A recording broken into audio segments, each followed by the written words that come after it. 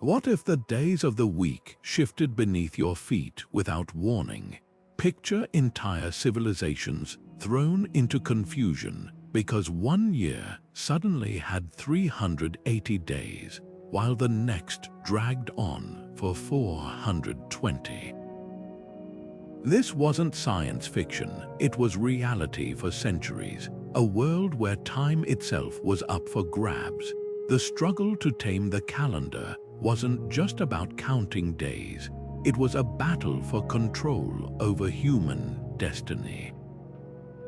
Empires rose and fell by the rhythms they imposed, religions staked their authority on sacred cycles, and entire societies hinged on answering one deceptively simple question: when does today actually end? The story of calendar wars is a saga of rival visions for organizing existence. Julius Caesar didn't just conquer lands, he conquered time itself, imposing a solar system so precise it's still the backbone of our modern calendar over 2,000 years later. But his wasn't the only solution. The Maya crafted a celestial clockwork so intricate it could sync with Venus's dance across the sky, while medieval monks fought to keep Easter from drifting into summer. These weren't academic debates, lives depended on them. Farmers needed to know when to plant before famine struck, kings required exact dates to levy taxes, and priests had to align rituals with the heavens or risk losing their divine authority. This is the hidden war that shaped your world without you even realizing it. Every holiday you celebrate, every birthday you mark, even the way you schedule your week, all of it was forged in clashes between astronomers and emperors, between temples and observatories. We're about to unravel how these competing systems collided, why some survived while others vanished, and how the echoes of these battles still linger in the way we live today. From the papal bull that deleted 10 days from history to the ancient Chinese astronomers who predicted eclipses to legitimize their dynasties, this is the untold story of time's fiercest rivals and the astonishing ingenuity that finally made the world run on schedule. Long before sundials marked hours or parchment bore dates, humans measured time by the rhythms of nature, a world where months waxed and waned with the moon and years turned with the seasons. But this organic system held a fatal flaw. The moon's cycles don't neatly match the sun's journey. 12 lunar months add up to just 354 days, leaving the calendar drifting out of sync with harvests and solstices. Imagine the chaos when spring festivals arrived in winter or taxes came due before crops ripened. The earliest civilizations faced this crisis head-on. In Mesopotamia, Sumerian priests scratched tallies on clay tablets, adding extra months whenever the king declared it necessary, a patchwork solution that kept power in the hands of rulers. Meanwhile, along the Nile, Egyptian astronomers noticed something revolutionary.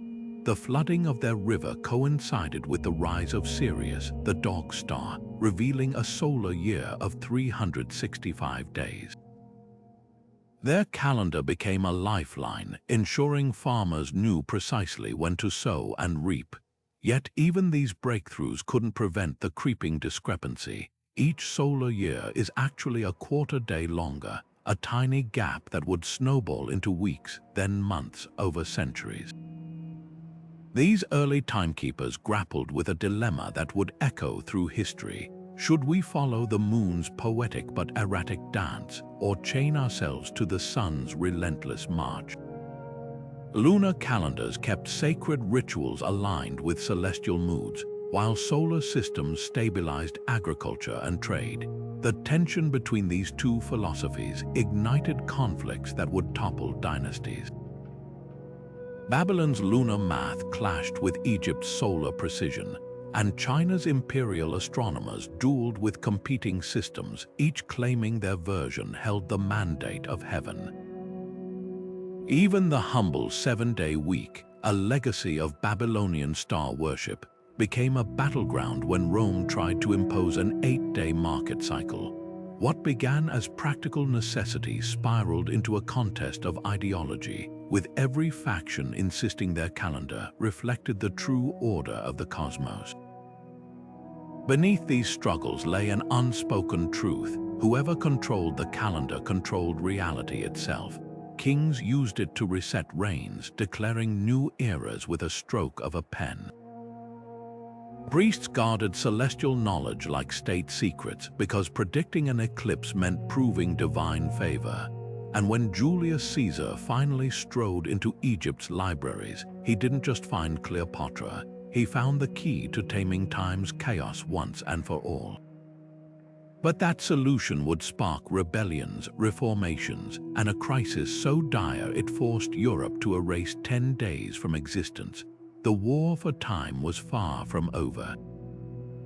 The Egyptians didn't just observe the Nile's floods, they built an empire on its rhythm.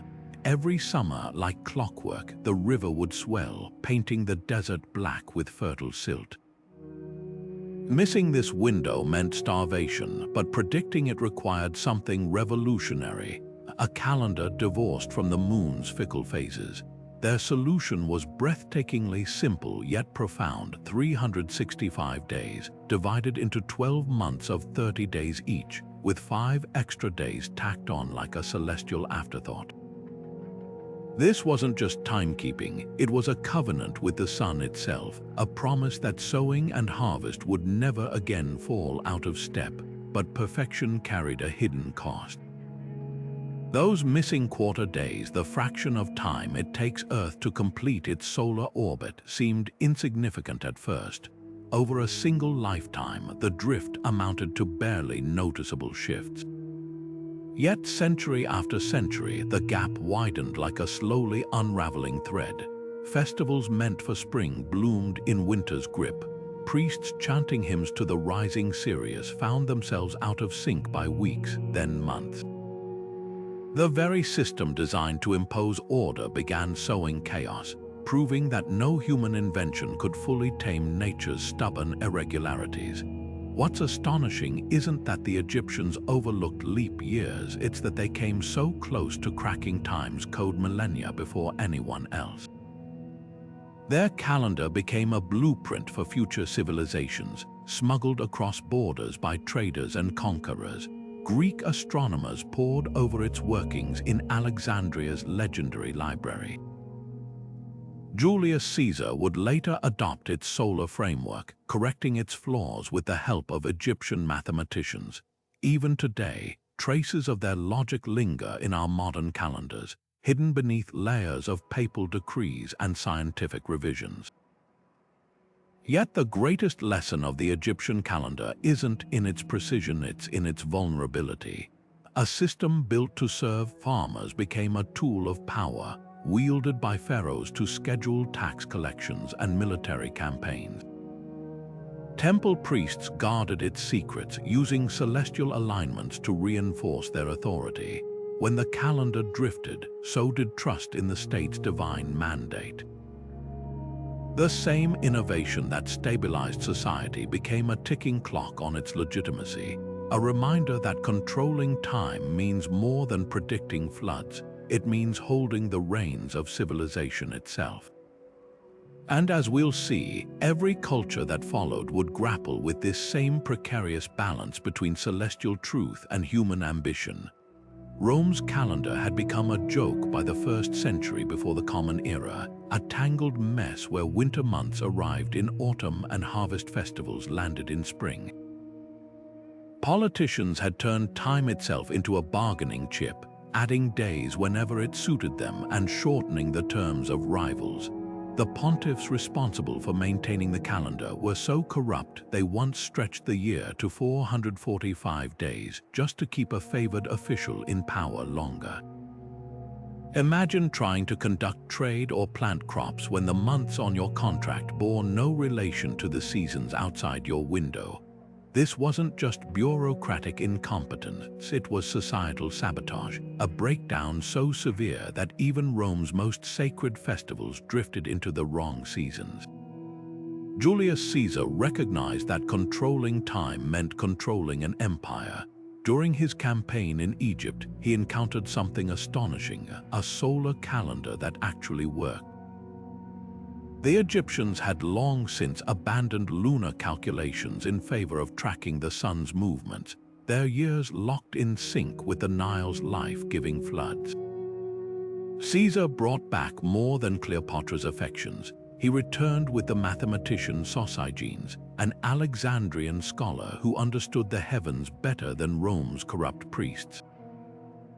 Together, they engineered a radical fix, a 12-month solar calendar with 365 days, plus an extra day every 4 years to account for that stubborn quarter-day discrepancy. The Julian calendar was born not from stargazing alone, but from political necessity, a tool to stabilize an empire buckling under the weight of its own temporal chaos.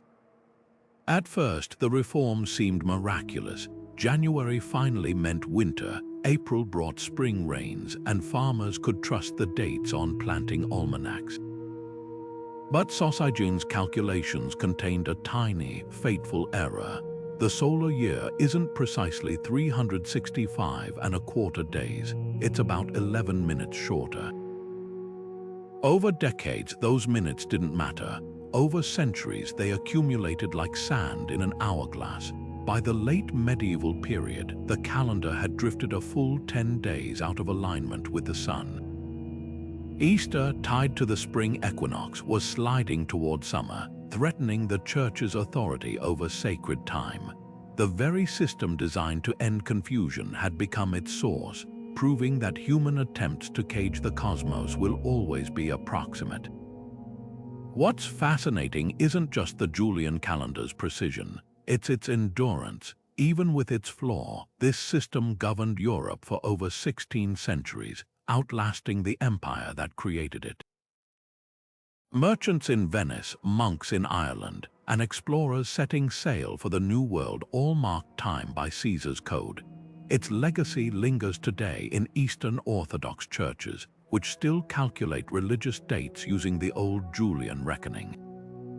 But the greatest lesson lies in its imperfection. Every calendar reform, from the Gregorian adjustment to modern atomic clocks, carries the same humbling truth. Time is a force we measure but never truly master. And when power and precision collide, the results reshape civilizations in ways no one can predict. By the 1500s, what started as an 11-minute gap in Julius Caesar's calendar had snowballed into a 10-day chasm between the heavens and human reckoning.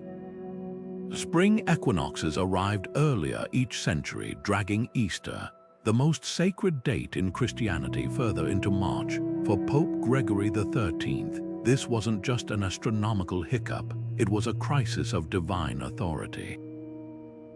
If the Church couldn't even pin down the resurrection of Christ to the correct season, how could it claim to be the keeper of cosmic truth?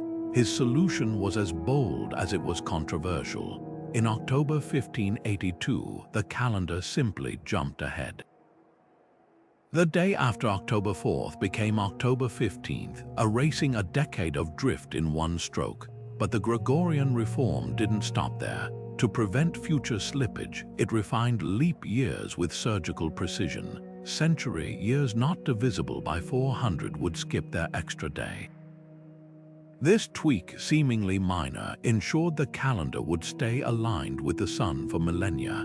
The science was impeccable, but the politics explosive. Protestant nations saw Rome's calendar as a papal power grab, a Trojan horse for Catholic influence.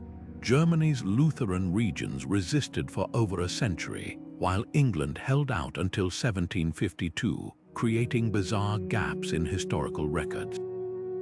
A British merchant writing to a Dutch colleague in January might receive a reply dated December, both letters penned on the same day, under different timelines. The Orthodox world rejected Gregory's changes outright, clinging to the Julian system as a matter of religious identity. To this day, Eastern churches celebrate Christmas on January 7th by our modern reckoning, a 13-day lag that turns winter holidays into a staggered spectacle across borders. What began as a technical correction became a cultural fault line, proving that calendars aren't just tools for tracking days, they're banners of belonging. Beneath these conflicts lay an unspoken truth. Calibrating clocks with the cosmos is easy compared to syncing human hearts. The Gregorian calendar won global dominance not through superior math alone, but because trade, diplomacy, and eventually technology demanded a shared timeline.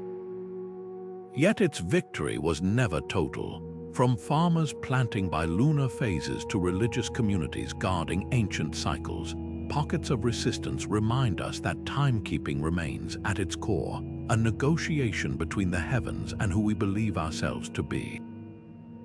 While Europe's popes and princes fought over solar calculations deep in the jungles of Mesoamerica, the Maya were engineering time itself into an art form. Their long count calendar didn't just track days, it wove together celestial movements, sacred cycles, and cosmic prophecies into a tapestry more intricate than any loom could produce.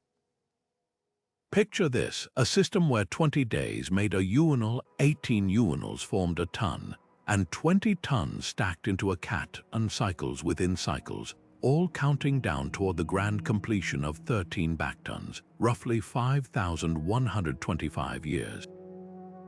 This wasn't merely math, it was mythology etched in stone, a countdown to destiny that would later spark global frenzy as December 21, 2012 approached. The genius of the Maya lay in their synthesis. Where other cultures forced nature into rigid boxes, they embraced its complexity. Their Hob calendar mirrored the solar year with 18 months of 20 days plus 5 unlucky days called Wayeb.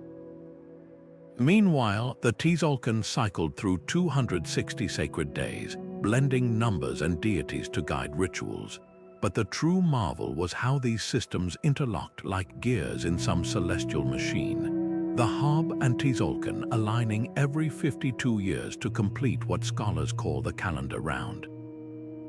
This harmony of practical agriculture and sacred ceremony reveals a truth modern societies often forget. Calendars serve both the soil and the soul, yet for all their precision, the Maya's timekeeping empire crumbled. The same observatories that tracked Venus with jaw-dropping accuracy fell silent as cities were swallowed by jungle. Their collapse whispers a cautionary tale: no calendar, no matter how brilliant, survives the society that birthed it. When drought and political strife fractured the Maya world, their celestial knowledge became hieroglyphs waiting centuries to be deciphered. Compare this to the Julian calendar's endurance through Rome's fall, and you glimpse the fragile dance between innovation and cultural staying power. That infamous 2012 prophecy, modern misinterpretation, the Maya saw cycle endings not as apocalypses but as cosmic resets, a chance for renewal. Yet the hysteria surrounding it proves something timeless. Humanity still seeks meaning in the turning of days. From Aztec sunstones to atomic clocks, we keep wrestling with the same questions the Maya mastered: how to measure the immeasurable, how to reconcile celestial truth with human need. Their legacy isn't in predicting the end of days, but in reminding us that every culture stamps its dreams upon the face of time. While Europe and Mesoamerica wrestled with solar and sacred cycles, Imperial China cultivated a different kind of temporal genius, a system where moonlight and harvest seasons danced in perfect balance. The Chinese lunar calendar didn't force nature into a single box. Instead, it embraced duality. Months began with each new moon, their names echoing agricultural rhythms: awakening of insects, grain rains, great heat. Yet woven between these lunar months were 24 solar terms, stellar checkpoints marking the sun's journey with uncanny precision. Farmers didn't just plant by the moon's glow. They watched for the exact moment frost dissolved into spring rains, guided by a calendar that honored both celestial rhythms and earthly needs. This wasn't mere timekeeping, it was cosmic poetry.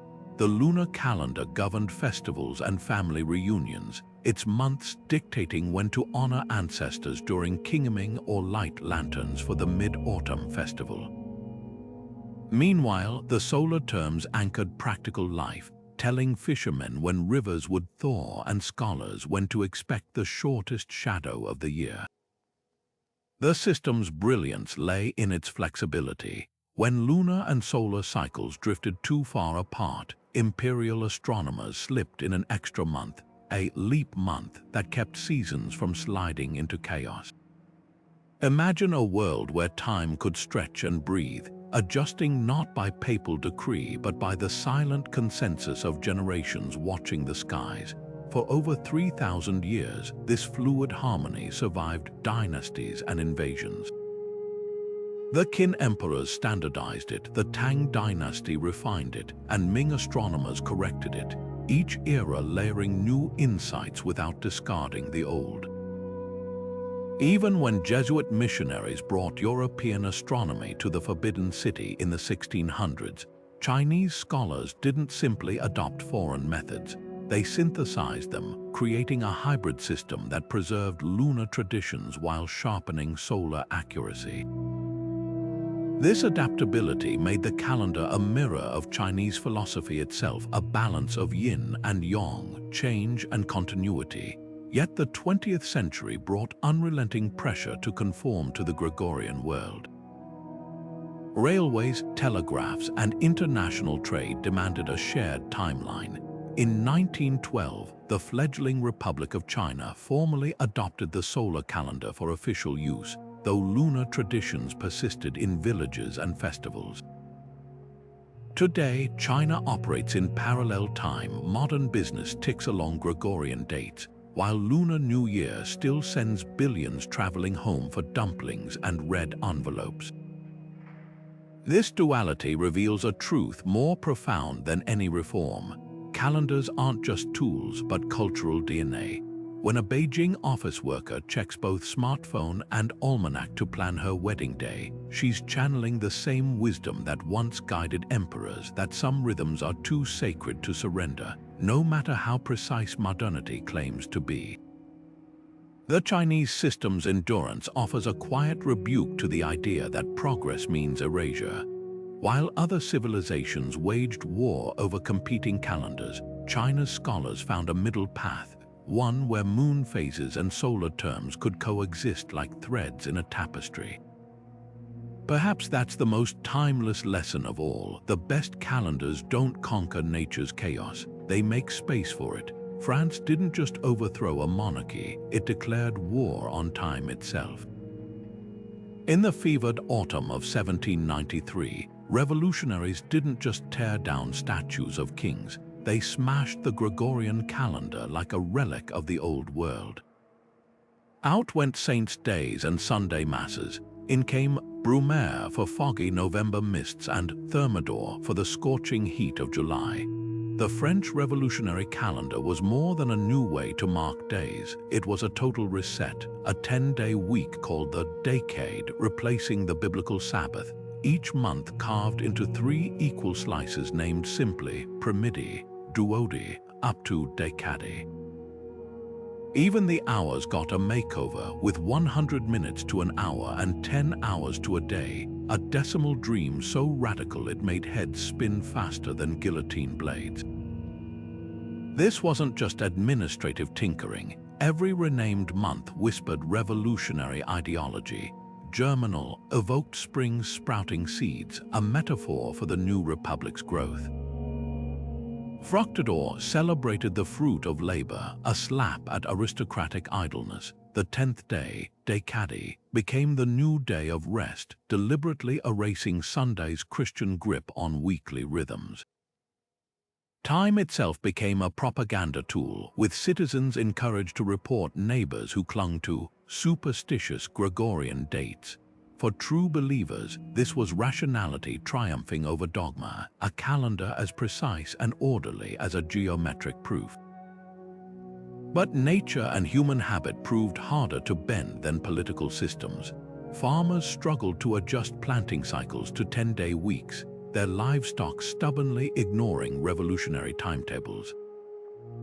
Workers promised one day off in 10 instead of every 7 collapsed from exhaustion. The decimal clock, with its 100-minute hours, dissolved into chaos. Watchmakers couldn't retool fast enough, and cities found themselves operating on dual time systems. Even the Republic's leaders secretly kept Gregorian personal diaries while enforcing the new calendar in public. The calendar's brutal efficiency masked a fatal miscalculation. You can't legislate tradition out of existence. When Napoleon finally abandoned the experiment in 1806, he didn't just restore the Gregorian system. He handed churches back their Sundays, a concession to the deep-seated human need for rhythmic rest. Yet fragments of this failed revolution linger. Those 10-day week names live on in gourmet kitchens. Thermidor still denotes lobster baked in creamy sauce, a dish first served on a scorching revolutionary summer day. And every time someone suggests metric time or rationalized calendars, they're channeling the same audacious spirit that tried to decimalize destiny. What the French revolutionaries misunderstood wasn't the math, it was the heart. Calendars aren't just tools, they're tapestries woven from generations of habit, faith, and celestial reverence. A system that ignored both biological rhythms and cultural memory was doomed, no matter how elegant its equations. Yet their failure holds a mirror to every modern attempt to standardize time, from Soviet 5-year plans to Silicon Valley productivity hacks. The lesson: you can reset clocks with a decree, but human time ticks to older, deeper beats. The Soviet Union didn't just reorganize factories, it rewrote the rhythm of life itself. In 1929, as Stalin's 5-year plans transformed the economy, the USSR unveiled a calendar so radical it made France's decimal time look tame. Gone were the 7-day weeks, replaced by 5 uniform days, each color-coded and staggered so factories never stopped humming. Workers received days off, but never the same ones as their families or neighbors. The dream: a society where machines operated non-stop, where religion's 7-day cycle dissolved into collective efficiency. But what looked flawless on paper collided with something no planner could control: human nature.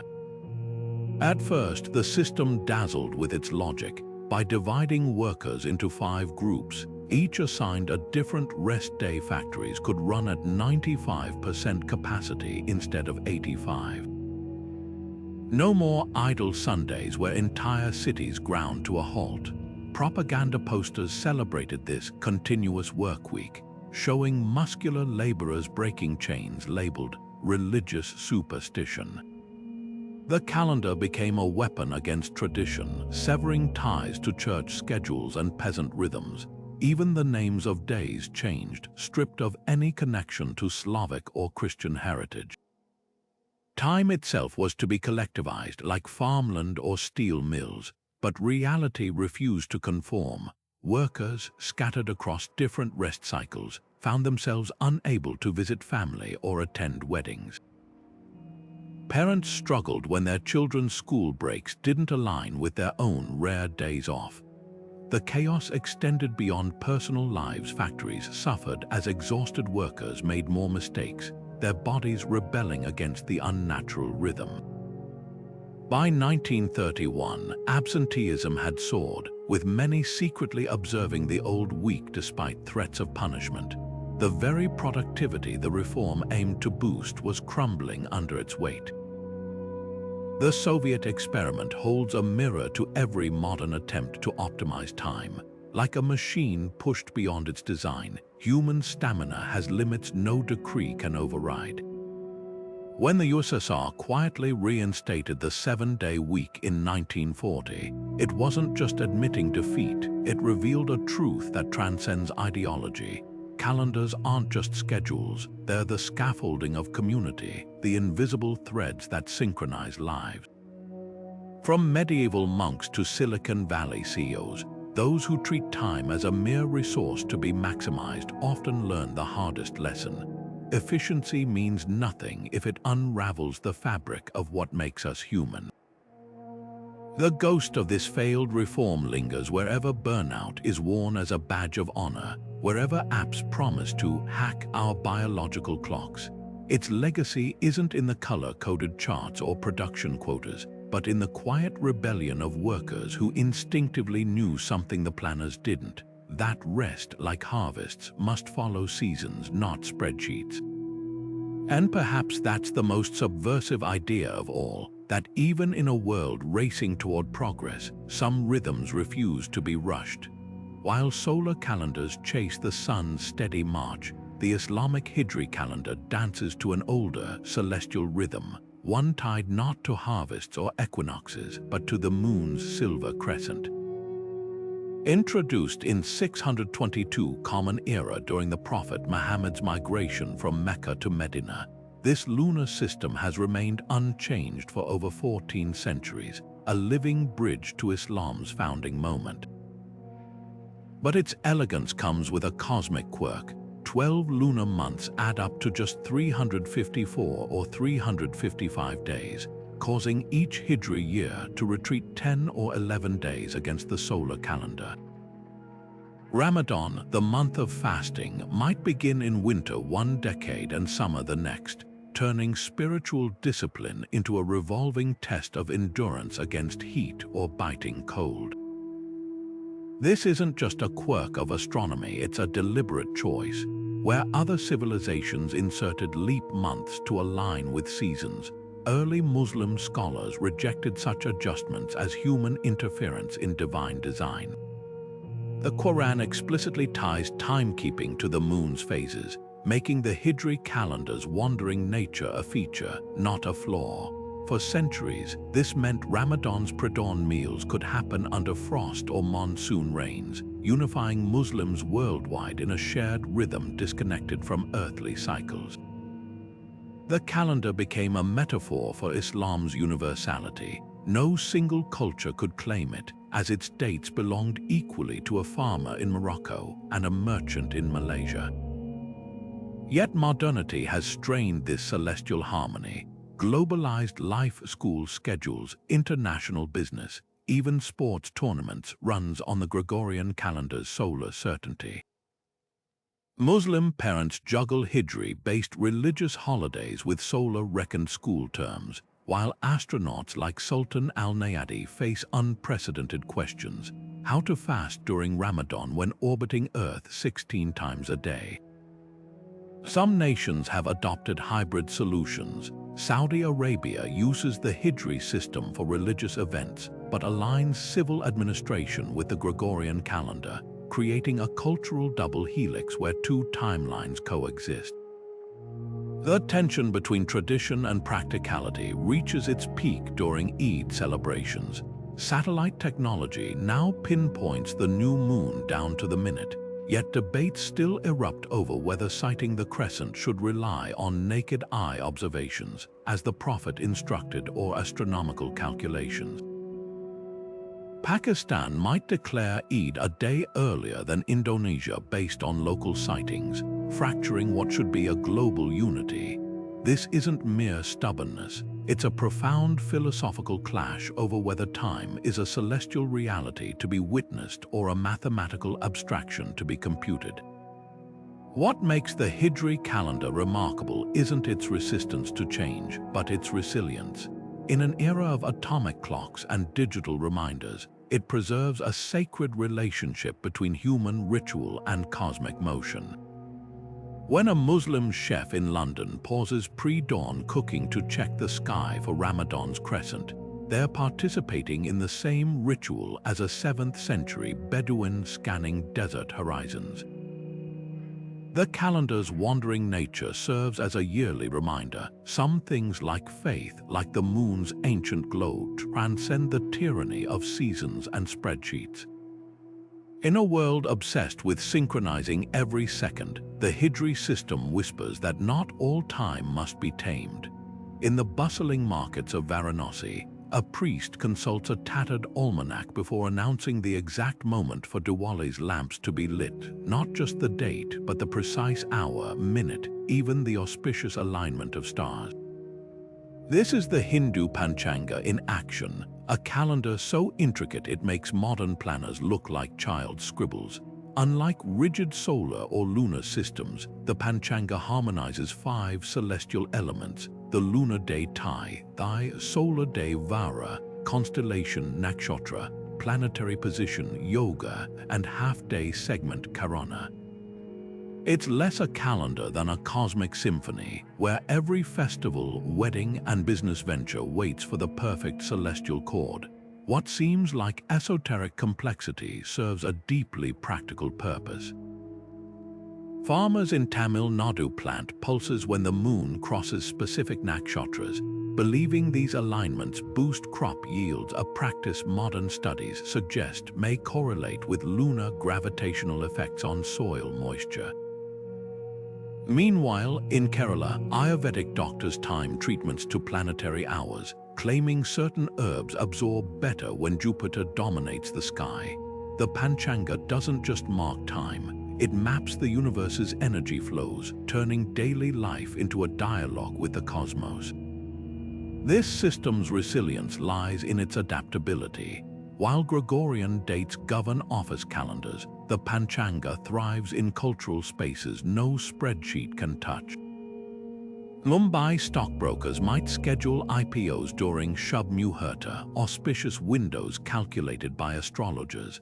Bollywood studios premiere films on Vijayadashami when the Panchanga declares victory over evil propitious.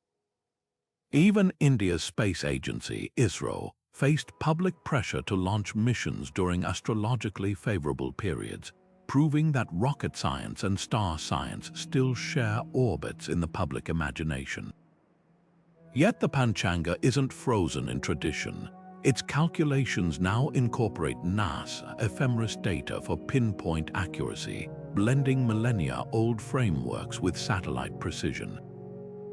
Temple priests update festival timings via smartphone apps, while software converts Gregorian dates to Panchanga readings at the tap of a screen. This seamless fusion of ancient wisdom and digital tools reveals a profound truth. The most enduring calendars aren't those that resist change, but those that evolve without losing their soul. The real magic of the Panchanga lies in its democratization of celestial knowledge. Where medieval Europe guarded calendar making as priestly domain, India's almanacs Panchangams have been household staples for centuries, empowering farmers and queens alike to read time's hidden layers. In an age of atomic clocks, this living system reminds us that calendars were never just about counting days, they're about giving meaning to the moments between them. Whether lighting a diya under a prescribed constellation or harvesting crops by lunar phases, millions still move to this older rhythm, proving that some truths outshine even the brightest pixels on a digital date display. The dispute over Easter's date might seem like ancient theological hair splitting until you realize it nearly fractured Christianity before the religion had fully spread across Europe.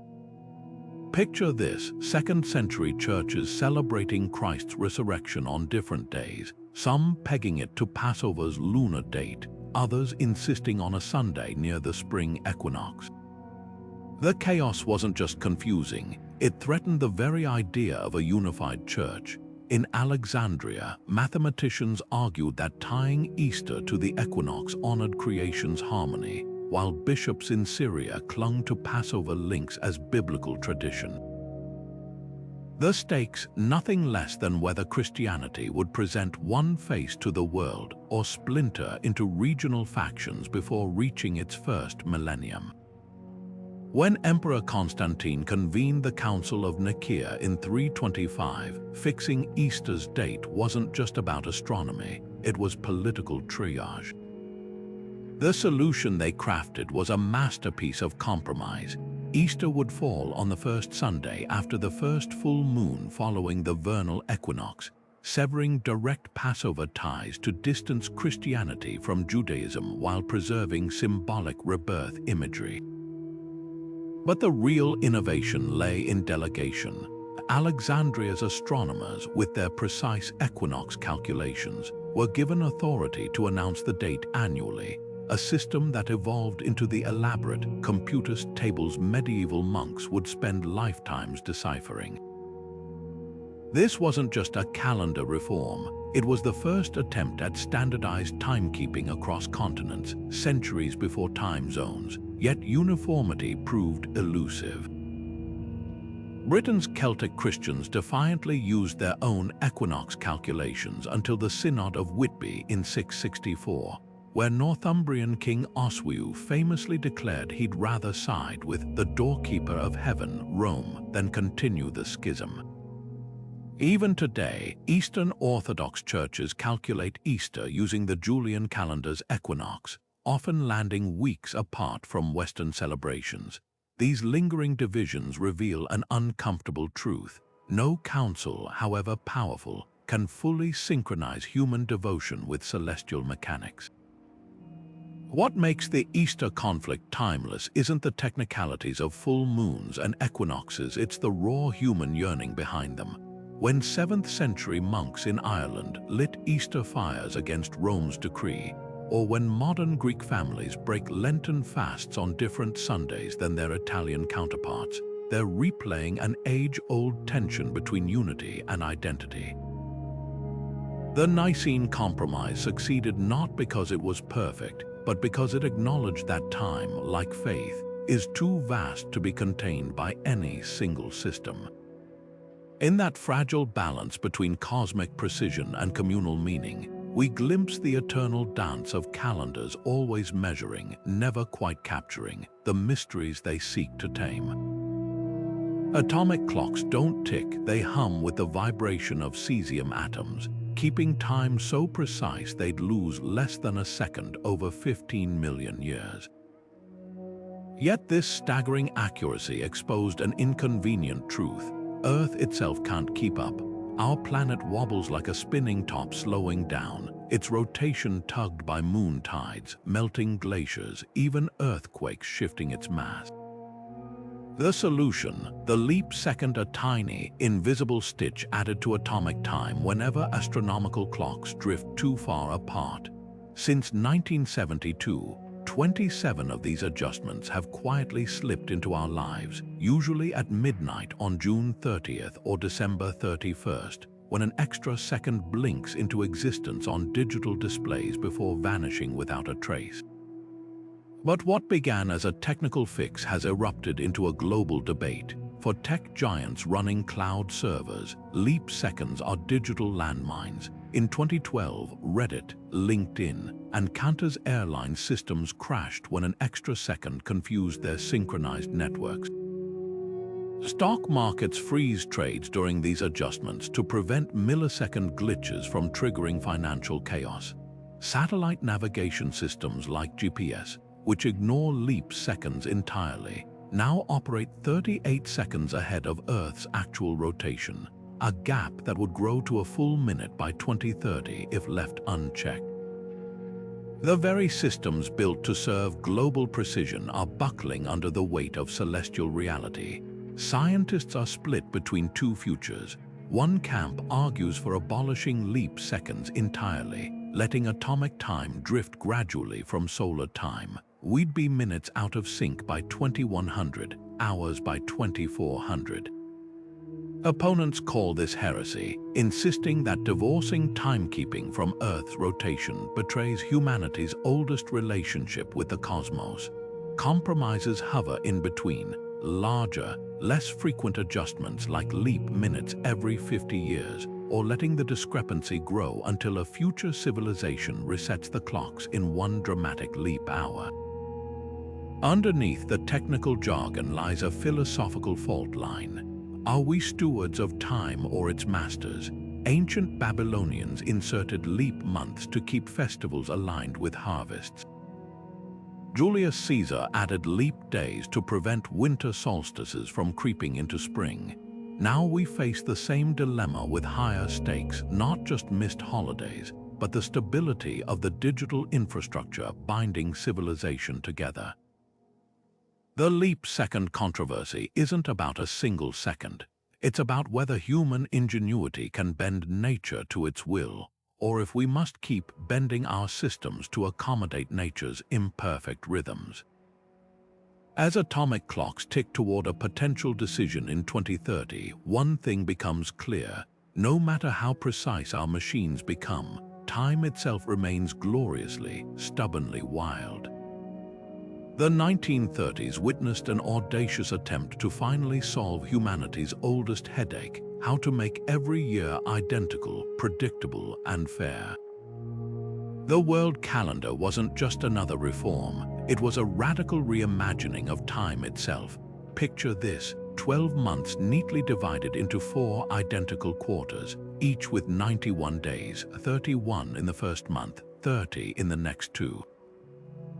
Every quarter would begin on a Sunday and end on a Saturday, with an extra World's Day tacked on after December 30th to keep the solar year in sync. Holidays would always land on the same dates, businesses could compare quarters effortlessly, and no one would ever need to flip a calendar to check when the next Monday falls. It was bureaucratic perfection, a planner's dream etched in ink. But beneath this mathematical elegance lurked cultural fault lines. Jewish leaders protested that shifting the 7-day cycle with an extra World's Day would disrupt the Sabbath's sacred rhythm. Christians feared Easter's delicate dance between lunar and solar calculations would become untethered. Even secularists balked at the idea of a blank day, a date outside the week floating like temporal debris. The League of Nations, despite enthusiastic backing from scientists and economists, found itself entangled in theological debates older than the Gregorian Reform. What began as a quest for global efficiency collided with an immutable truth: calendars aren't just tools, they're tapestries woven from centuries of tradition. The proposal's collapse reveals more than religious resistance. It exposes the paradox of modern timekeeping. We crave synchronization in an interconnected world, yet cling to temporal identities that define us. When India's delegation argued that the fixed calendar would marginalize lunar festivals, or when Latin American farmers pointed out crop cycles don't conform to neat quarters, they weren't just rejecting a system. They were defending the right to live by rhythms deeper than spreadsheets. Yet fragments of the world calendar's logic persist. Corporate fiscal years now often mimic its equal quarter structure, and digital calendars automatically adjust for time zones, a silent globalization the 1930s could only imagine. The dream of perfect uniformity may remain elusive, but the attempt itself whispers a provocative question. In a world hurtling toward standardization, what are we willing to sacrifice on the altar of synchrony? The answer, it seems, is written in the stars and in the stubborn human heart that still looks to them for meaning. Across the Atlantic, the British colonies clung to the Julian calendar like a tattered flag long after their European counterparts had embraced Pope Gregory's reforms. While Spain's territories in the Americas synchronized with Madrid's decree in 1582, and Catholic New France aligned with Paris, Protestant England defiantly held out until 1752. This wasn't just bureaucratic inertia, it was cultural warfare waged with ink and almanacs. Imagine the chaos: a Virginia merchant dating contracts 11 days behind his Spanish counterpart in Florida, or Benjamin Franklin posting letters that arrived before they were technically written. The colonies became temporal battlegrounds where the simple act of recording a date became a political statement. The resistance ran deeper than religious schisms. For London's officials, rejecting the popish Gregorian calendar was about asserting imperial sovereignty, proof that Protestant England bowed to neither pope nor planetary drift. Colonists internalized this defiance, their almanacs becoming pocket-sized monuments to national identity. Farmers planting by old-style dates weren't just following tradition. They were performing loyalty to a crown that still measured time by Julius Caesar's 2,000-year-old math. Even George Washington, born on February 11th under the Julian system, later celebrated his birthday on February 22nd after the switch, a living testament to time's mutability. Yet this stubbornness came at a cost. Naval commanders coordinating with European allies faced dangerous miscalculations. Tax collectors arriving early by Gregorian reckoning sparked riots in Boston. The chaos peaked in 1751, when Britain's calendar lag caused New Year's celebrations to span nearly 2 weeks across the Atlantic, a temporal disconnect so absurd it finally forced Parliament's hand. The Calendar Act of 1752 didn't just skip 11 days. It mandated that Wednesday, September 2nd, would be followed by Thursday, September 14th. Papers reported mobs demanding, "Give us back our 11 days," though historians debate whether these protests were real or elite mockery of the working class. What makes this colonial time war remarkable isn't the technical adjustment, it's what the resistance reveals about calendars as vessels of power. Just as the Maya used timekeeping to legitimize rulers, and French revolutionaries weaponized it against the church, British colonists wielded the Julian calendar as a shield against perceived Catholic encroachment.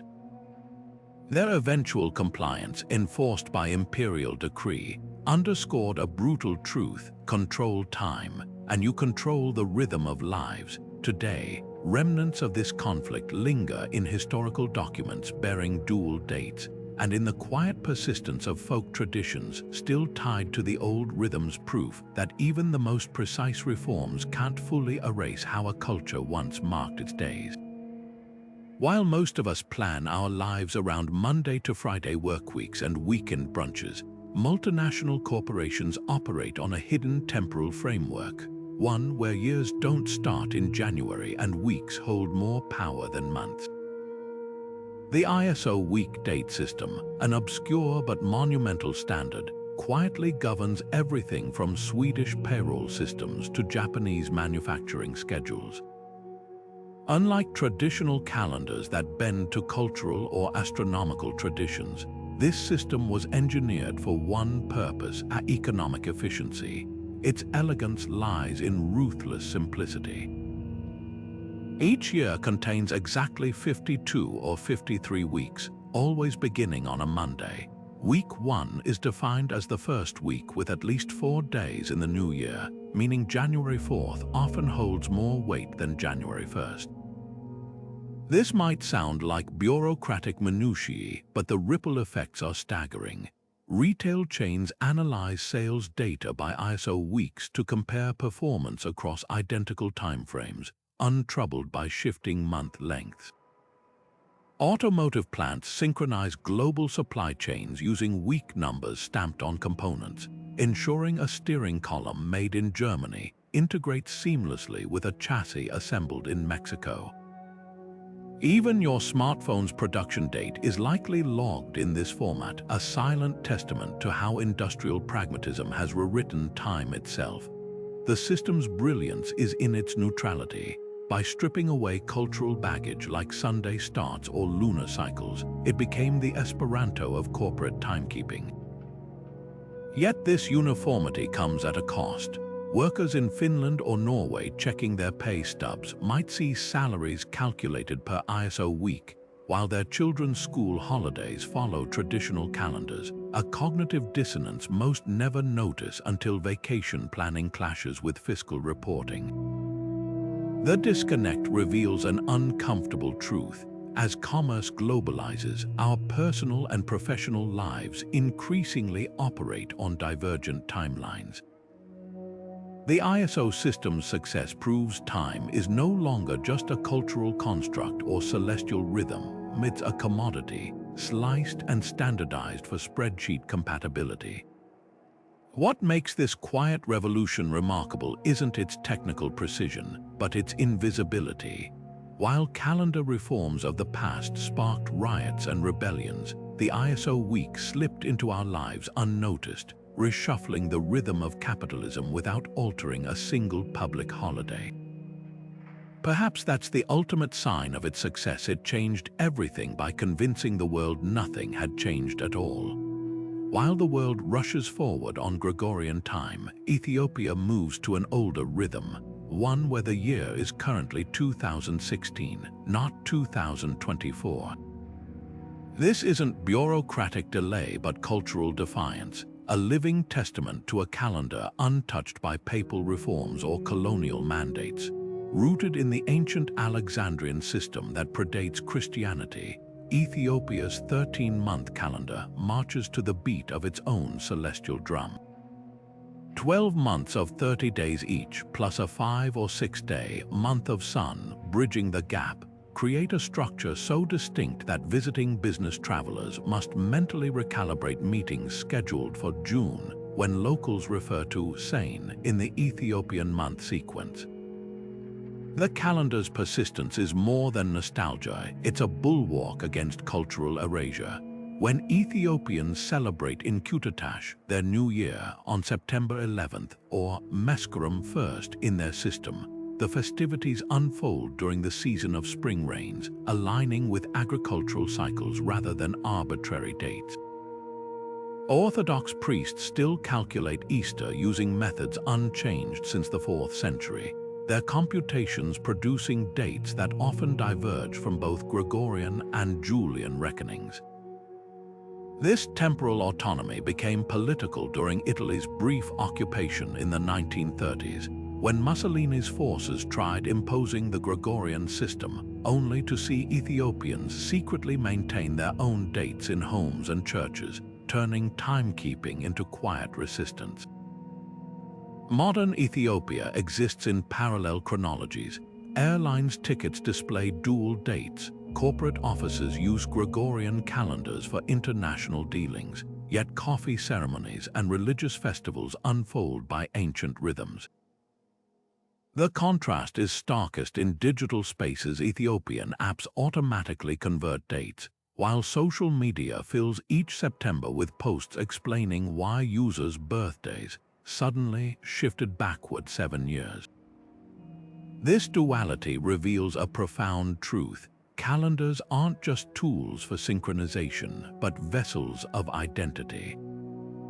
When an Ethiopian farmer plants teff seed according to local seasons rather than global commodity markets, or when a diaspora family in Minnesota marks Timkat celebrations weeks after their neighbor's January has ended, they're participating in a centuries-old assertion that time itself can be sovereign. The Ethiopian exception holds up a mirror to our assumptions about progress. In an era where atomic clocks govern stock trades and smartphones sync across continents, here lies a civilization that still measures epochs by the Coptic Annus Mundi, the year of the world. Its endurance whispers a subversive question: who decided the Gregorian calendar was the finish line of temporal evolution? Perhaps there's wisdom in a system that lets harvests, not spreadsheets, dictate the turning of days. While the world grows increasingly synchronized, Ethiopia's stubborn continuity reminds us that beneath the veneer of globalization, time still flows at the speed of culture. Smartphones promise to synchronize our lives, but instead they've woven a new kind of temporal chaos. Take China, a country so vast it should span 5 time zones, yet governed by a single official clock, Beijing time. In the westernmost reaches of Xinjiang, the sun doesn't rise until 10 in the morning during winter, while children trudge to school under pitch-black skies. Restaurants serve dinner at what feels like mid-afternoon, and workers punch out at midnight only to find the sun still lingering on the horizon. This isn't just inconvenience, it's daylight defiance, a bureaucratic flattening of nature's rhythms in the name of national unity. The digital age amplifies these dissonances. Your calendar app might remind you of a team call with colleagues in Delhi while you're brushing your teeth in Los Angeles, forcing your brain to perform rapid time zone math before your first sip of coffee. International travelers know the surreal whiplash of landing in a new time zone while their phones auto-update, their bodies lagging behind like stubborn shadows. Even something as simple as scheduling a birthday video call with relatives across hemispheres becomes a logistical puzzle. When is evening for an 80-year-old in Sydney and a kindergartner in Berlin? Technology's solution to these conflicts often creates fresh absurdities.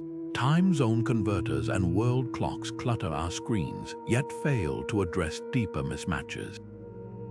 Farmers in Argentina check weather apps calibrated to Greenwich Mean Time while their fields follow the sun's arc. Muslim professionals in Scandinavia scroll through prayer time notifications that shift wildly between seasons, their spiritual routines colliding with 9-to-5 expectations. The very devices meant to streamline our relationship with time have turned it into a fragmented experience, a dozen different clocks ticking in our pockets, none quite aligned with the lives we actually live. Beneath these daily frustrations lies a profound irony. We've conquered the celestial inaccuracies that plagued ancient calendars, only to find ourselves trapped in new forms of temporal dissonance. Atomic precision means nothing when your body's circadian rhythm rebels against a flight across 3 time zones, or when your work deadline is tethered to a server timestamp halfway around the world. The digital age hasn't ended the calendar wars, it's just moved the battlefield to our wrists and screens, where the conflict between human nature and mechanical timekeeping plays out in missed connections, sleep deprivation, and the quiet exhaustion of living at odds with the sun. Perhaps the ultimate lesson is this: no matter how precise our tools become, time remains the one frontier we can't fully colonize. Our bodies, our cultures, and even our devices still dance to rhythms older than clocks. Hidden within the grooves of cuneiform tablets and the fading ink of medieval manuscripts lie tantalizing clues, ancient calendars that once dictated the rise and fall of empires, but now baffle modern scholars. The Rosetta calendar project emerged from this puzzle, an ambitious quest to create a universal key for deciphering humanity's fragmented timekeeping legacy. Picture a team of historians, astronomers, and linguists hunched over Mayan codices, Babylonian star charts, and Roman fasti, searching for patterns that transcend cultures. Their goal isn't just academic, it's about recovering voices silenced by time. When they cracked the code of an obscure Egyptian festival cycle, they didn't just fix a date, they resurrected the panic of scribes scrambling to reconcile lunar rituals with a drifting solar year. This isn't mere chronology, it's time travel. By reverse engineering a 9th century Anglo-Saxon farmer's almanac, researchers realized his blood month annotations weren't pagan superstition, but precise records of livestock breeding cycles tied to moon phases. A previously dismissed Chinese dynasty's chronicle, once decoded, revealed meticulous eclipse records that now help astronomers track changes in Earth's rotation. Every calibrated calendar is like tuning a radio to pick up whispers from the past. The anxiety of a Mesopotamian priest whose failed eclipse prediction could cost him his head, or the triumph of an Inca astronomer predicting solstices with nothing but knotted cords and stone towers. The project's most startling revelation: how often ancient cultures converged on similar solutions. Separate civilizations from the Andes to the Indus Valley independently developed intercalary months to realign lunar and solar cycles, proof that humanity's struggle to tame time was a universal obsession. Modern software now maps these parallels, creating a family tree of calendars that shows knowledge spreading along trade routes like silks and spices. But some mysteries resist even cutting-edge tech. the enigmatic Antikythera mechanism, an ancient Greek computer, still guards secrets about how its gears simulated Babylonian eclipse cycles, a reminder that our ancestors' cosmic calculations were sometimes more sophisticated than we imagine. What makes the Rosetta Calendar project revolutionary isn't just its academic breakthroughs, it's how it reframes history. When scholars realized the Mayan creation date of August 11th, 3114 BC aligns with a rare Venus-Jupiter conjunction, it suggested their cosmology was rooted in observable celestial drama, not just myth. Similarly, recalibrating the timeline of a collapsed Bronze Age empire by just 50 years revealed how calendar errors had obscured the true chain of events behind its fall. These corrections ripple through textbooks, shifting our understanding of wars, migrations, and cultural exchanges. Yet the project's true gift may be humility. As researchers struggle to reconstruct the lost calendar of the Nabateans or debate whether Viking rune stones mark solstices or kings' death dates, they confront the same existential dilemma that haunted ancient timekeepers. The universe refuses to be neatly partitioned. The Rosetta team's work whispers an uncomfortable truth that every calendar, from atomic clocks to Aztec sunstones, is ultimately a makeshift raft adrift in time's current. But in those gaps between systems, in the stubborn discrepancies and creative fixes, we find something profoundly human: our endless struggle to impose order on chaos, and the stories we tell to make sense of our fleeting place among the stars. The dream of a perfect calendar has haunted mathematicians and visionaries for centuries, not just as an intellectual exercise, but as an almost spiritual pursuit to impose symmetry on time's messy march. Among the most persistent visions is the 13-month calendar, a sleek redesign championed by everyone from 19th-century accountants to Kodak executives. Picture this: 12 identical months of 28 days each, neatly divisible into 4 flawless weeks, with one extra month floating at year's end like an intercalary intermission. The logic is seductive: birthdays land on the same weekday forever. Businesses compare monthly sales without statistical hiccups, and no one wastes mental energy memorizing 30 days hath September. Kodak actually used this system internally for 60 years, proving its practicality in corporate ledgers, if not in cultural adoption. Yet every attempt to fix the calendar exposes the same paradox: human lives resist perfect symmetry. The International Fixed Calendar, a polished 13-month variant proposed in the 1920s, stranded December 29th through 31st in limbo as Year Day and Leap Day, dates outside any month or week. While engineers adored its predictability, parents recoiled at the idea of children born on these orphan days, destined for birthday confusion. Religious groups balked at disrupting the 7-day Sabbath cycle embedded in Scripture. Even something as simple as quarterly taxes became a bureaucratic nightmare when quarters no longer aligned with seasons.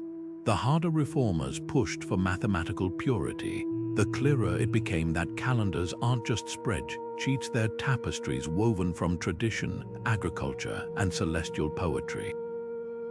Perpetual calendar designs take this obsession further, attempting to freeze time into unchanging grids.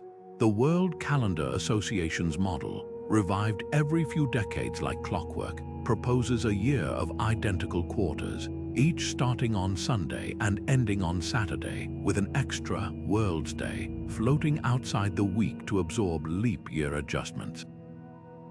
On paper, it's elegant: holidays locked to fixed dates, scheduling simplified across hemispheres, and leap year chaos contained. But delve deeper and cracks appear. Astronomers point out that Earth's rotation isn't perfectly uniform, making even the most precise templates eventually obsolete. Historians note how past reforms, like France's decimal time, collapsed under the weight of human habit. The most telling resistance comes from artists and poets who whisper that a world without temporal quirks would lose something vital: the serendipity of February's brevity, the drama of solstice shifts, the way Thanksgiving sometimes brushes against Hanukkah in a fleeting alignment. What these reformers share isn't just idealism, it's a fundamental misunderstanding of time's dual nature. Calendars must serve two masters: the cold precision of celestial mechanics and the warm, unruly rhythms of human culture.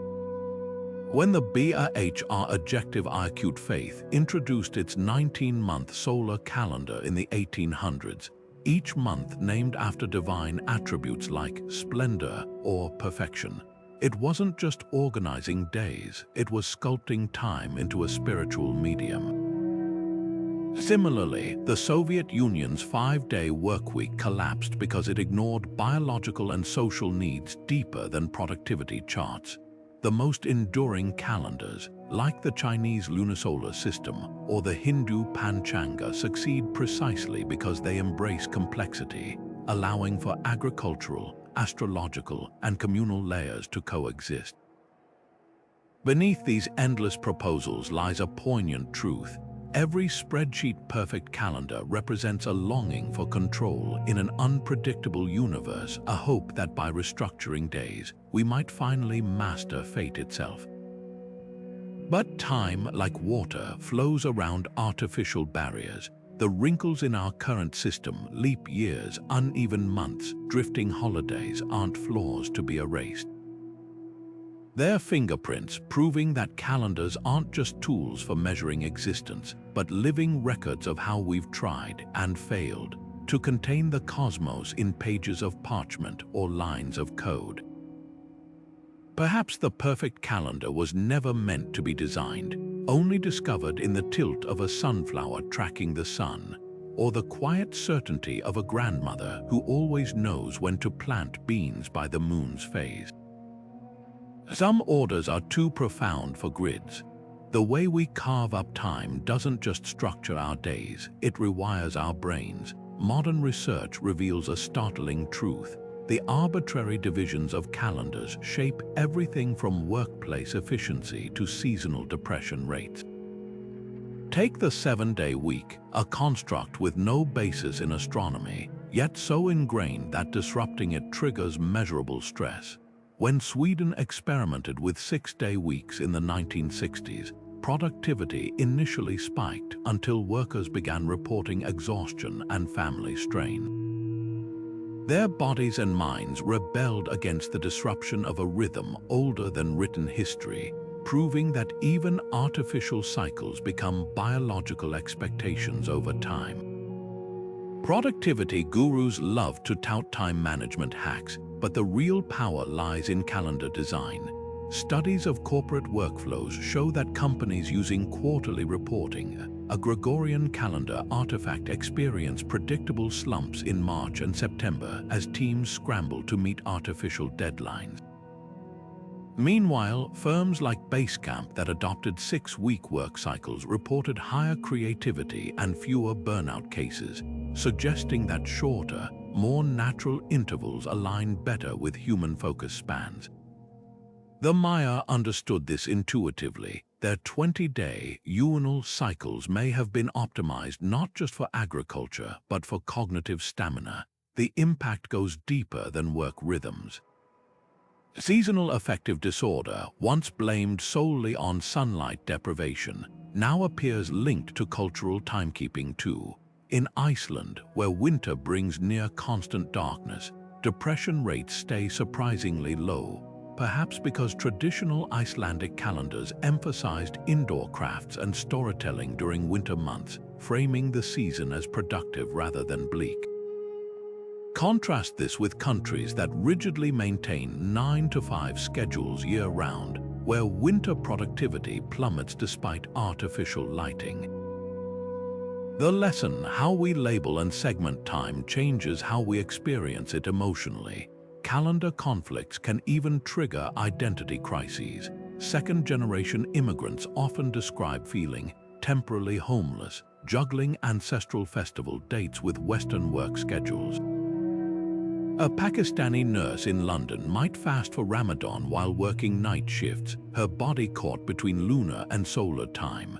Psychologists call this temporal dissonance, a form of cultural whiplash that can heighten stress and isolation.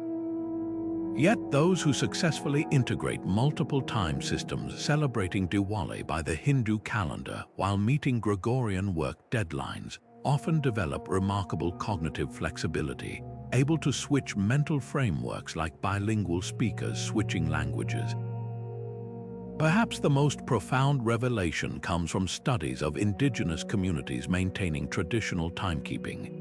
The Tsimain people of Bolivia, whose calendars track rainy seasons and fruiting cycles rather than fixed months, show almost no incidence of clock-related stress disorders common in industrialized societies.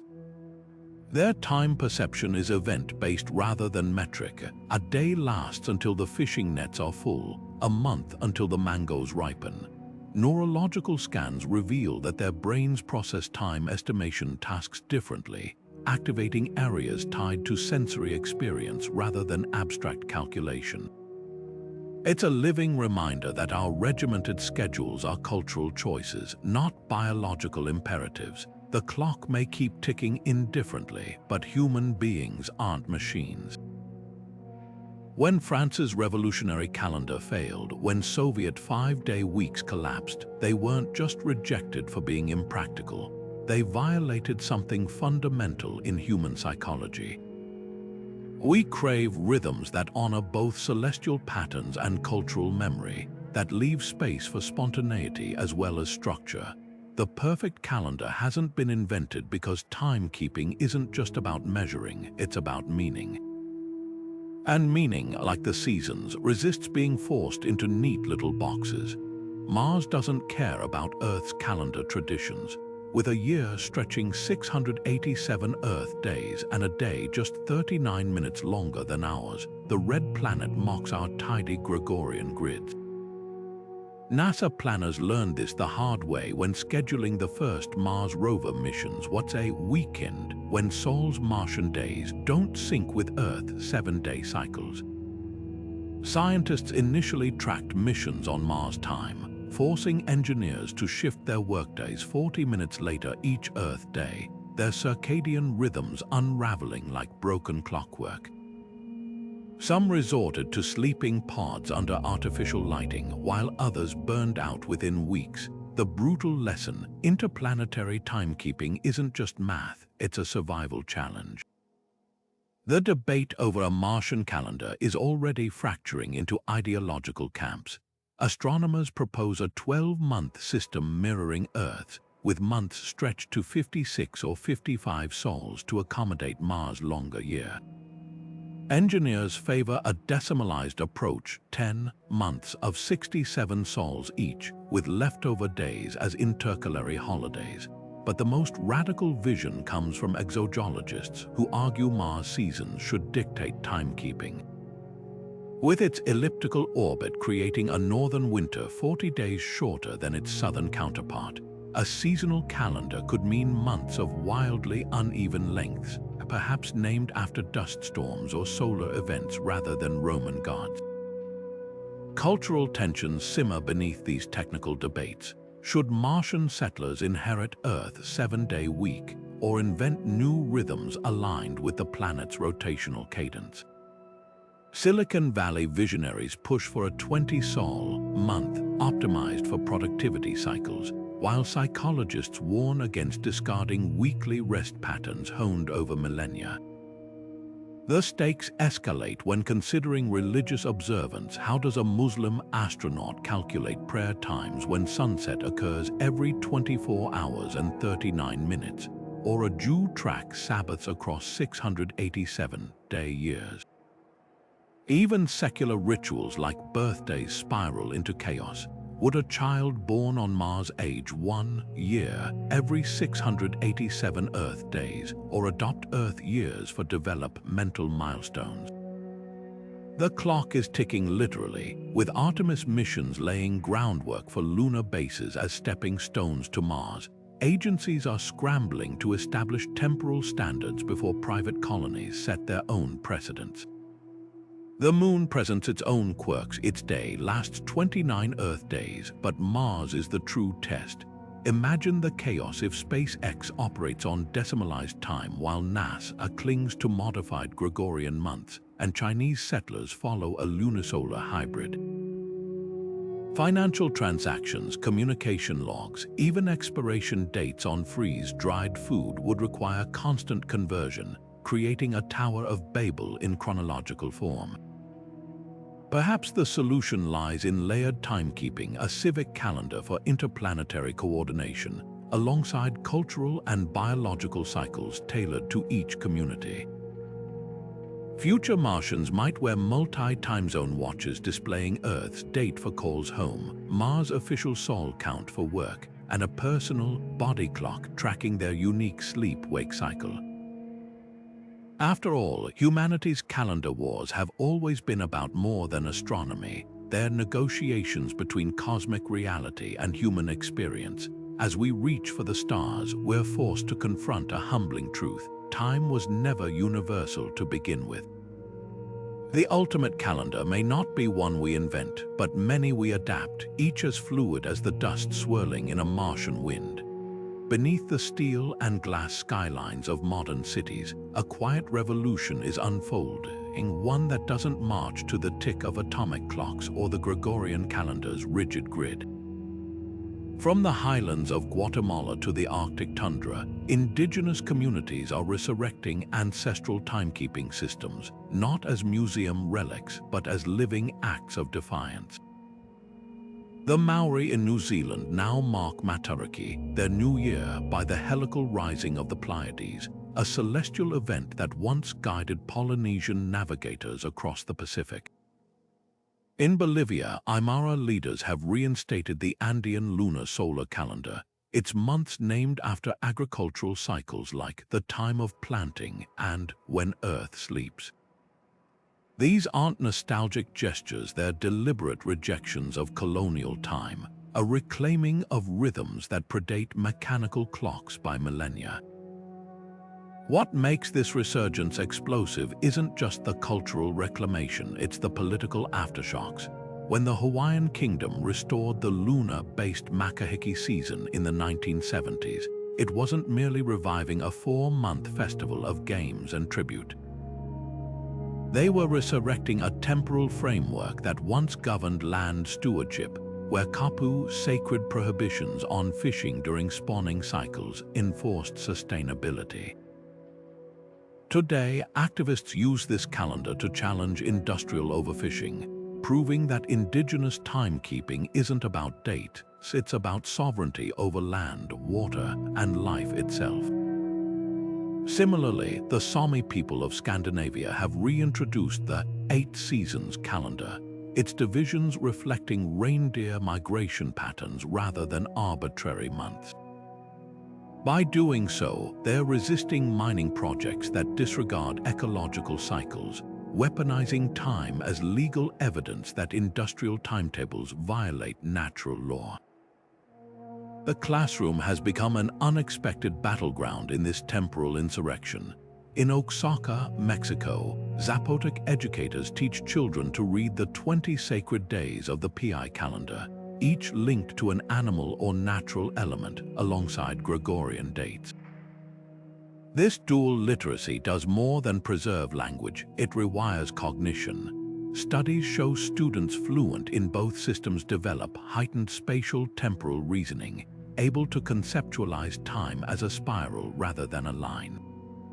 Meanwhile, in Australia, Aboriginal elders have partnered with universities to document DHWERP time units, intervals marked by ecological events like the flowering of acacia trees.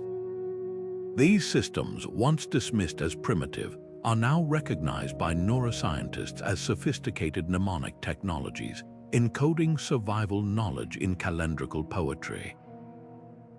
Digital tools are amplifying this revival in ways early activists never imagined. the Lakota have launched apps that convert smartphone calendars to their traditional moon count system, alerting users to ceremonial days like the sun dance. Crowdsourced platforms like the Indigenous Calendar project now map over 200 ancestral timekeeping systems, creating open-source repositories for endangered knowledge. Even TikTok has become an unlikely ally, with Cherokee teens explaining the green corn moon to millions through viral videos. Yet technology's role is double-edged. While it spreads awareness, some elders warn against reducing sacred cycles to push notifications, stripping them of the patient observation that once tied timekeeping to spiritual discipline. The most radical aspect of this movement isn't its rejection of globalized time, it's the offer of an alternative philosophy, where Western calendars treat time as a commodity to be spent or saved. Indigenous systems often view it as a relationship.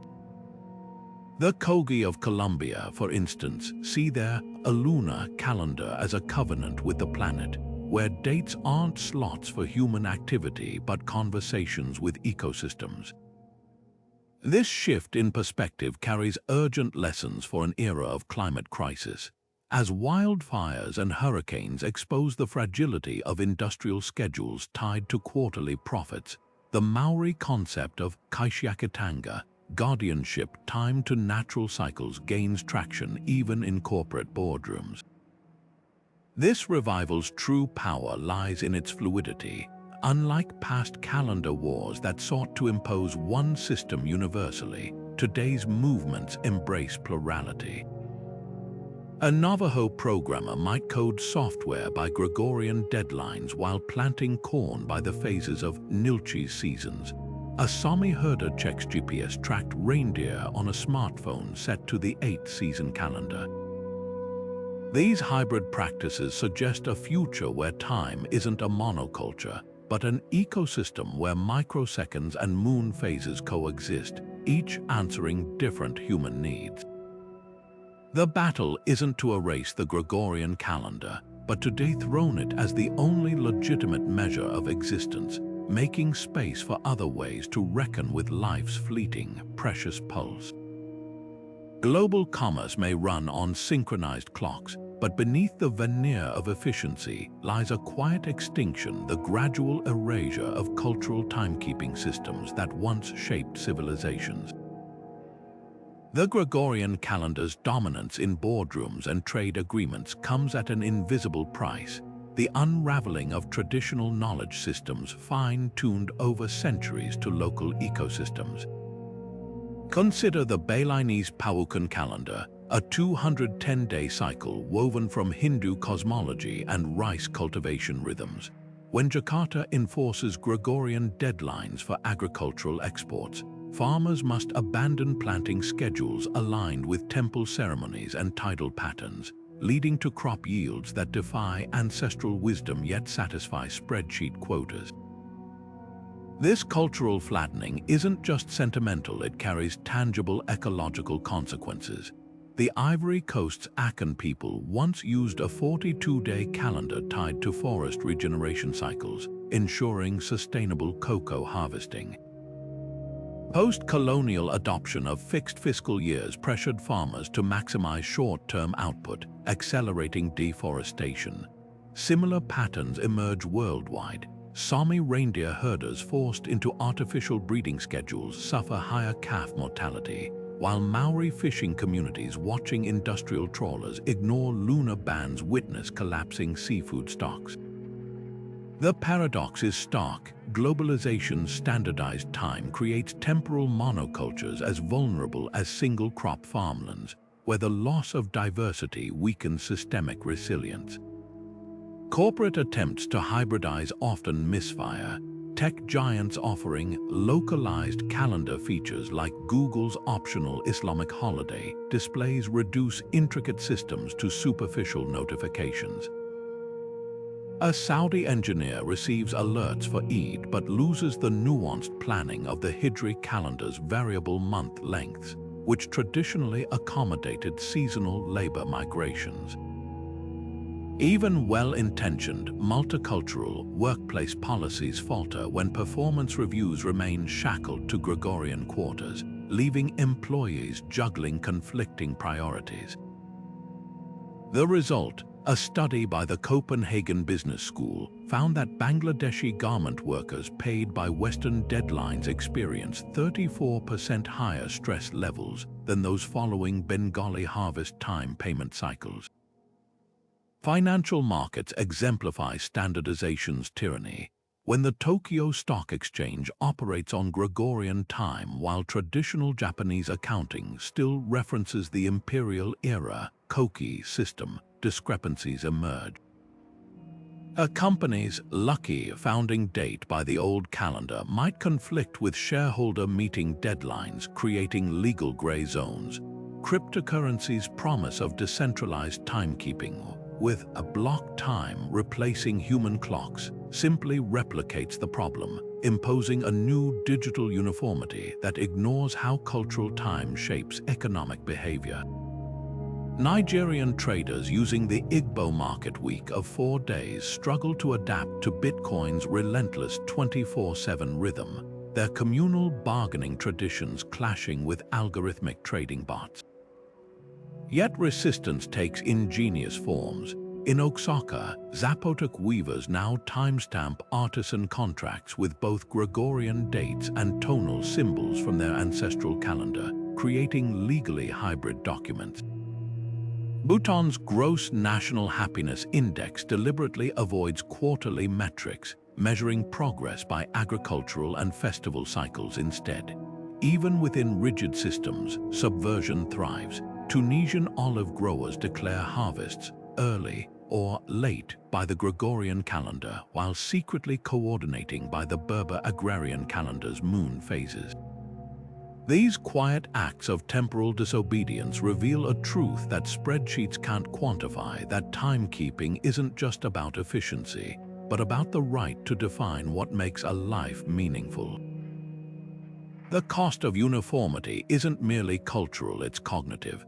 Neuroscientists at Stanford found that bilingual children who also navigate multiple calendar systems develop enhanced executive function, switching between temporal frameworks as effortlessly as languages. When schools in Kerala reintroduced the traditional column-era calendar for history lessons, students demonstrated 23% better retention of chronological events compared to Gregorian-only cohorts. The brain, it seems, thrives on temporal diversity, building neural pathways where linear and cyclical time coexist. Perhaps the solution lies in temporal pluralism, not rejecting global standards but refusing their monopoly. Imagine trade agreements with clauses for seasonal timelines, or project management software that lets teams toggle between calendrical systems as easily as time zones. The future of timekeeping might resemble a mosaic rather than a monolith, where atomic clocks and solstice markers, fiscal years and monsoon cycles all find their place.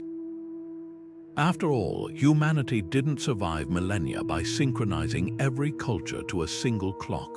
We flourished by letting different rhythms harmonize, like the interconnected yet distinct gears of some vast celestial clockwork. Governments have long understood that calendars are more than organizational tools, they're instruments of control. Consider how tax deadlines manipulate behavior. By setting April 15th as the Universal Day of Reckoning, authorities don't just collect revenue, they shape financial planning for millions, ensuring predictable cash flows into state coffers. But the influence runs deeper. School years, those seemingly innocuous cycles of semesters and vacations, are carefully engineered to reflect agricultural histories or industrial needs. In 19th century America, summer breaks weren't designed for beach trips, they freed children to work family farms during planting and harvest seasons. Today, that structure persists not because of crop cycles, but because it aligns with parental work schedules and tourism industries, proving how once practical systems calcify into invisible social contracts. The stakes escalate when regimes weaponize timekeeping to rewrite collective memory. In Cambodia under the Khmer Rouge, the calendar reset to year zero in 1975, erasing centuries of history to justify their radical revolution. Soviet Russia experimented with 5-day continuous work weeks, not just to boost productivity, but to disrupt religious observance by obliterating Sundays. Even daylight saving time, often framed as an energy-saving measure, has darker origins. Imperial Germany implemented it during World War I to conserve coal, while Britain used it to extend factory shifts under the guise of patriotism. These manipulations reveal a chilling truth. Whoever defines the rhythm of days holds the power to define reality itself, yet resistance flickers in unexpected places. In 2019, Morocco abandoned daylight saving time after widespread protests, not from energy concerns, but because fasting during Ramadan became unbearable when sunset arrived artificially late. Japanese office workers, long shackled to grueling fiscal year schedules that peak in March, are now demanding chronodiversity policies that accommodate individual biological clocks. Even the humble weekend, a product of labor movements challenging 6-day workweeks, shows how societal pushback can reshape temporal norms. The most subversive act might be something as simple as a siesta. Spain's traditional midday break, now threatened by globalized business hours, represents a cultural refusal to let efficiency dictate every waking moment. The digital age has introduced new battlegrounds in the time wars. Algorithmic scheduling tools used by retail giants like Amazon fracture workers' lives into unpredictable shifts, optimizing labor supply while destabilizing sleep and family time. On the flip side, remote work has enabled some to reclaim autonomy. Freelancers in Bali sync their days to creative energy peaks rather than time zones, while digital nomads follow harvest festivals or surfing seasons instead of corporate quarters. This tension between institutional control and personal sovereignty over time is reaching a boiling point. When French law grants employees the right to disconnect from after-hours emails, or when Portuguese legislation bans bosses from contacting staff post 6 p.m., these aren't just labor policies, they're skirmishes in a larger conflict over who owns human attention. Perhaps the most profound revelation lies in how marginalized communities repurpose oppressive time structures. African American Watch Night services on December 31st commemorate the night in 1862 when enslaved people awaited news of the Emancipation Proclamation, transforming New Year's Eve from a Gregorian formality into sacred remembrance. In Australia, Aboriginal rangers combine GPS technology with seasonal knowledge passed down through generations, using Western tools to sustain 60,000-year-old fire management calendars. These hybrid approaches suggest liberation doesn't require abandoning all systems, but rather hacking them, turning the master's clock against itself. The question isn't whether time will be politicized, it always has been, but whether we'll recognize our complicity in the machinery.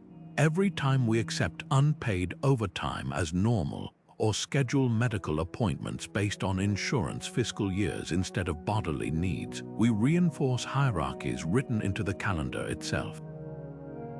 Yet history shows that temporal revolutions are possible. The 7-day week, now globally ubiquitous, was once a radical Jewish innovation challenging lunar cycles. The French revolutionary calendar, though short-lived, proved even days could be reimagined.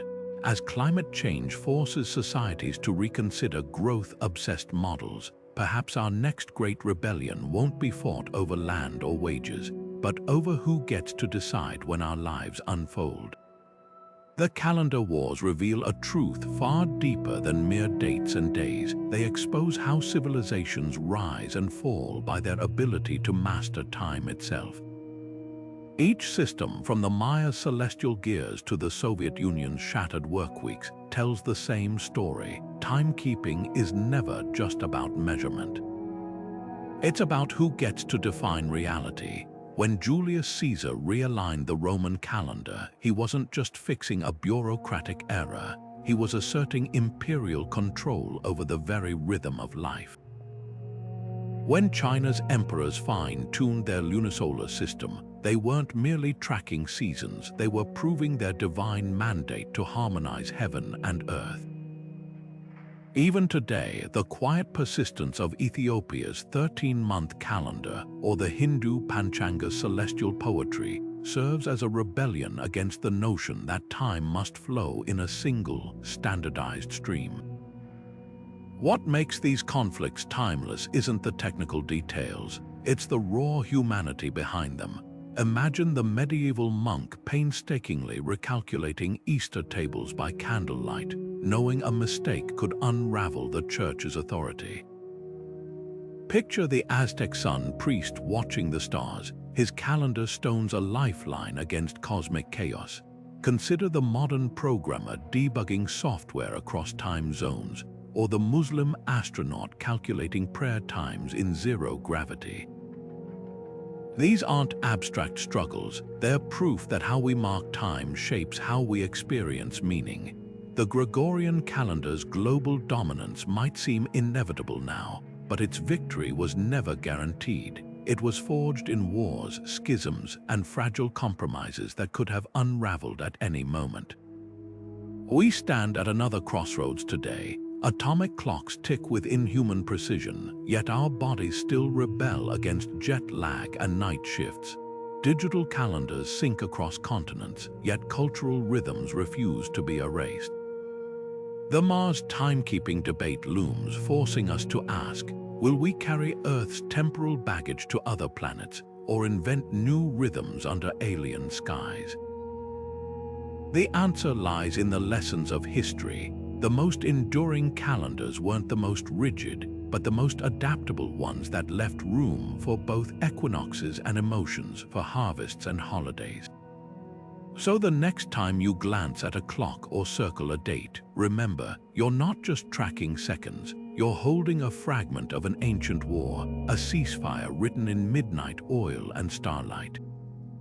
The question isn't just which calendar fascinates you, it's which version of time you choose to live by. Will you march to the beat of atomic certainty or dance to older, wilder rhythms? The choice, like time itself, is yours to make, and as the cosmos keeps spinning, one truth remains. No matter how we slice the hours, there'll always be more than numbers. They're the heartbeat of history.